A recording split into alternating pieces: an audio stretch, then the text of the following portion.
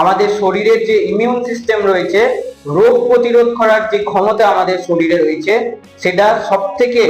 সক্রিয়ভাবে কাজ করে যখন আমরা ঘুমের মধ্যে আচ্ছন্ন থাকি। আমাদের শর্ট টার্ম মেমোরি গুলো, অর্থাৎ সারা দিনের বিভিন্ন ধরনের বিষয় নিয়ে আমরা পড়লাম, জানলাম, বিভিন্ন কিছুকে চোখে দেখলাম, কানে শুনলাম, এই ডেটা গুলোকে আমাদের ব্রেন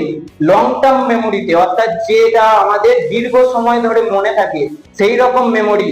সেই রকম স্মৃতিতে পরিবর্তন করে যখন আমরা ঘুমের মধ্যে আচ্ছন্ন থাকি। সেই কারণে প্রপার ঘুম, অর্থাৎ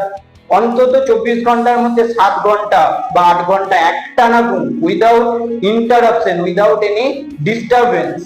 আমাদের ব্রেনের কার্যক্ষমতার জন্য ভীষণভাবে উপকারী এবং প্রয়োজনীয়।